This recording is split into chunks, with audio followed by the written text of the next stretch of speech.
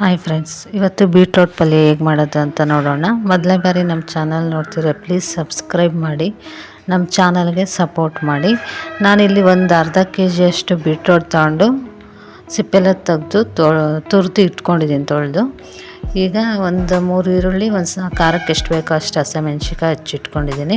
ಈಗ ಒಂದು ಬಾಣಲಿ ಬಿಸಿ ಇಟ್ಕೊಂಡು ಅದಕ್ಕೊಂದು 5-6 ಸ್ಪೂನಷ್ಟು ಎಣ್ಣೆ ಹಾಕಿ, ಎಣ್ಣೆ ಕಾದ ನಂತರ ಸಾಸಿವೆ, 1 ಸ್ಪೂನ್ ಕಡಲೆಬೇಳೆ, 1 ಸ್ಪೂನ್ ಉದ್ದಿನಬೇಳೆ ಹಾಕ್ಕೊಂಡಿದ್ದೀನಿ. ಇದು ಬ್ರೌನ್ ಕಲರ್ ಬರೋವರೆಗೂ ಎಣ್ಣೆಯಲ್ಲೇ ಫ್ರೈ ಮಾಡ್ಕೊಳ್ಳೋಣ. ಕಡಿಮೆ ಉರಿ ಇಟ್ಕೋಬೇಕು, ಸೀಸಬಾರ್ದು. ಈಗ ಇದು ಬ್ರೌನ್ ಕಲರ್ಗೆ ಚೇಂಜ್ ಆಗ್ತಿದೆ. ಇದಕ್ಕೀಗ ಹಸಿಮೆಣ್ಸಿಕಾಯಿ ಹಾಕ್ಕೊತಾ ಇದ್ದೀನಿ, ಮತ್ತು ಒಂದು ಸ್ವಲ್ಪ ಕರ್ಬೇವಿನ ಸೊಪ್ಪು, ಒಂದು 3 ಈರುಳ್ಳಿ ಹೆಚ್ಚಿಟ್ಕೊಂಡಿದ್ದೆ ಮೀಡಿಯಮ್ ಸೈಜಿಂದು. 3 ಈರುಳ್ಳಿ ಹಾಕ್ಕೊಂಡು ಹುರ್ಕೊತಾ ಇದ್ದೀನಿ. ಈಗ ಈರುಳ್ಳಿ ಸ್ವಲ್ಪ ಬೇಯಬೇಕು. ಬೆಂದ ನಂತರ ಈಗ ತುರಿದಿಟ್ಕೊಂಡಿರ್ತೀವಲ್ಲ ಬೀಟ್ರೋಟು, ಅದನ್ನು ಹಾಕ್ಕೋಬೇಕು. ಬೇಗನೂ ಆಗುತ್ತೆ, ಟೇಸ್ಟಿಯಾಗೂ ಇರುತ್ತೆ. ಈ ರೀತಿ ಪಲ್ಯ ಮಾಡಿಕೊಂಡ್ರೆ ನೋಡಿ. ಈಗ ಈರುಳ್ಳಿ ಸ್ವಲ್ಪ ಬೆಂದ ನಂತರ ಬೀಟ್ರೋಟ್ ಹಾಕ್ಕೊತಾ ಇದ್ದೀನಿ.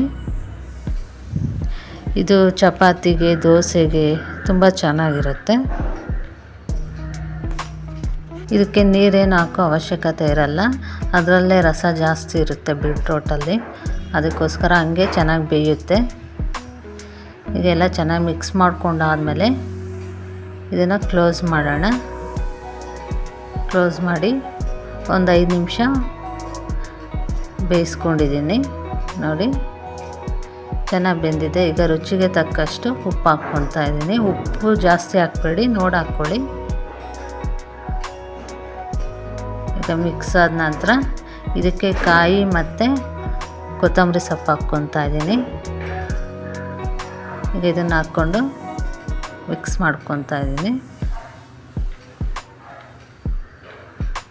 ನೋಡಿ, ಒಂದು 1/4 ಗಂಟೆಯಲ್ಲೆಲ್ಲ ಬೀಟ್ರೋಟ್ ಪಲ್ಯ ರೆಡಿಯಾಗಿರುತ್ತೆ. ಈ ವಿಡಿಯೋ ಇಷ್ಟ ಆದಲ್ಲಿ ಪ್ಲೀಸ್ ಸಬ್ಸ್ಕ್ರೈಬ್ ಮಾಡಿ, ನಮ್ಮ ಚಾನಲ್ಗೆ ಸಪೋರ್ಟ್ ಮಾಡಿ. ನಾನು ಇದನ್ನು ದೋಸೆ ಜೊತೆಗೆ ಮಾಡಿದ್ದೆ, ತುಂಬ ಚೆನ್ನಾಗಾಗಿತ್ತು. ಈ ವಿಡಿಯೋ ನೋಡಿದ್ದಕ್ಕಾಗಿ ಎಲ್ಲರಿಗೂ ಧನ್ಯವಾದಗಳು.